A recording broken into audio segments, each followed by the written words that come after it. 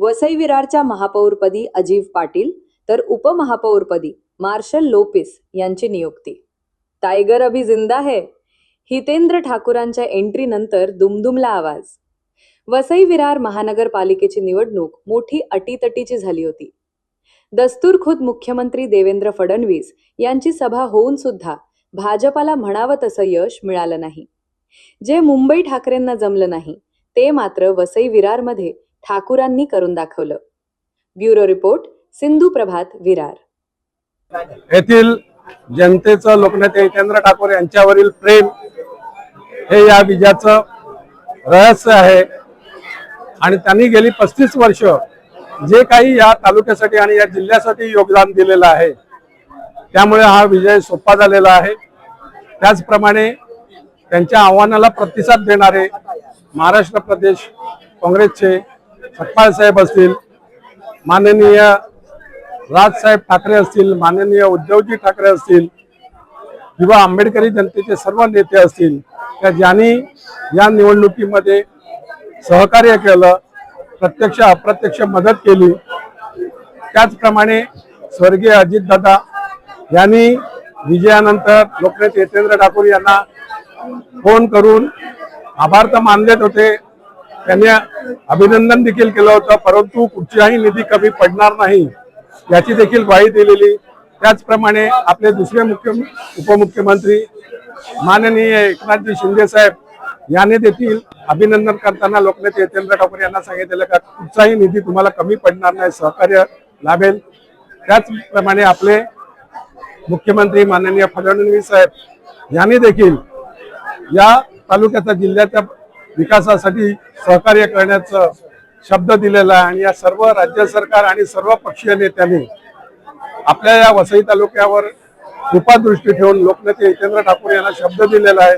गेली 35 वर्ष त्यांचं असलेलं अन्य पक्षाशी सहकार्य आणि उदार मत कुठच्याही आमिषाला बळी न पडता सर्वांना, त्या सर्व पक्षीय लोकांना, सर्व सरकारांना ते आजपर्यंत मदत करत आलेली आहे। त्यामुळे त्याचंच 35 वर्षातलं हे फळ आहे का या आपल्याला वसईच्या विकासासाठी, पालघर जिल्ह्याच्या विकासासाठी सर्वांचं सहकार्य मिळणार आहे आणि हेच लोकनेते हितेंद्र ठाकूर, युवा आमदार क्षितिज ठाकूर यांचं खरं म्हणजे ही मेहनत फळाला आलेली आहे। एक चांगला क्षण आहे।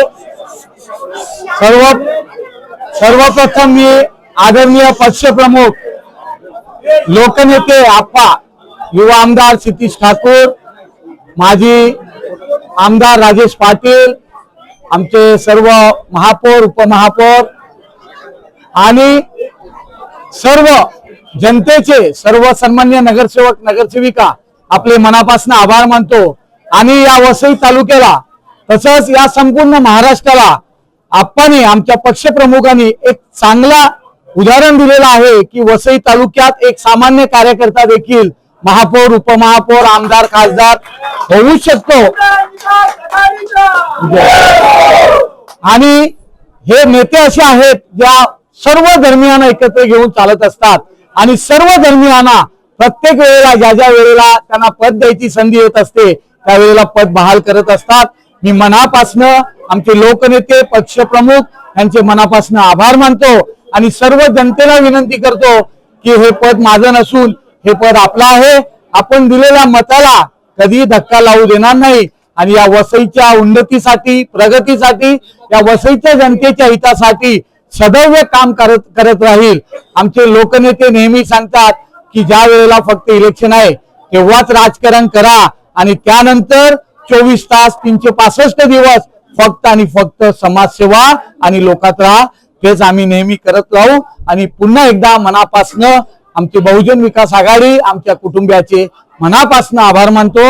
आपल्या सर्व रिपोर्टर्स, आमचे सर्व कार्यकर्ते, आमचे सर्व सहकारी मित्र ज्यांनी आमच्यासाठी मोठं मन ठेवून आपले फॉर्म मागे घेतले त्या सर्वांचे मनापासनं आभार मानतो आणि तुम्हाला शुभेच्छा देतो। हे पद आपल्या सर्वांना मी बहाल करतो। अर्थात आनंद हा वाटणारच की सर्व नगरसेवकांनी, पक्षश्रेष्ठींनी, आप्पांनी, बाईंनी विश्वास टाकला। अजीव गेले 35 वर्ष झाले राजकारणामध्ये निष्कलंक रीतीने काम करत होता। सर्व प्रकारची प्रशासनाची कामं, कायदेशीर कामं, मेडिकलची कामं सर्व कामामध्ये त्याचा हातखंडा आहे. वसई तालुक्यातला प्रत्येक नागरिक, राजकीय पक्षातला नागरिक जो आहे तो अजूभाईंची खूप चांगले संबंध त्यांचे आहेत. कारण गेले 35 वर्ष झाले राजकारणामध्ये असताना कोणाची वादविवाद भानगड वाद कधी त्याचा झाला नाही. आणि अशी व्यक्ती जी निष्कलंक आहे, त्याच्यावर कुठल्याही प्रकारचा आजपर्यंत भ्रष्टाचार किंवा आणि कुठल्याही प्रकारचा आरोप झालेला नाहीये, अशी व्यक्ती या महापालिकेला महापौर म्हणून मिळणं हे खूप महत्वाचं होतं. गेले 5-6 वर्ष झाले प्रशासकीय काळामध्ये खूप कामाचा खेळखंडोबा झालेला आहे.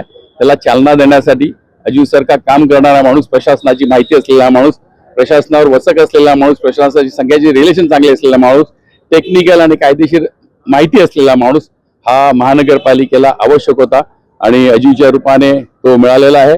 आपल्याला सगळ्यांना, खास करून पत्रकारांना आनंद वाटेल, कारण तो पत्रकारांचा पण खूप जवळचा मित्र आहे. मी अजीव आणि त्याचा सहकारी जो उपमहापौर आहे मार्शल पण एक शिक्षक, पण खूप चांगला काम करणारा माणूस, त्या दोघांना शुभेच्छा देतो. ते नक्कीच आपल्या सगळ्यांच्या ज्या अपेक्षा आहेत त्यांच्याकडनं कामाच्या ते पूर्ण करतील आणि कुठल्याही प्रकारचा आरोप त्यांच्यावर कधी होणार नाही याची मला खात्री आहे. मी त्यांना परत एकदा शुभेच्छा देतो.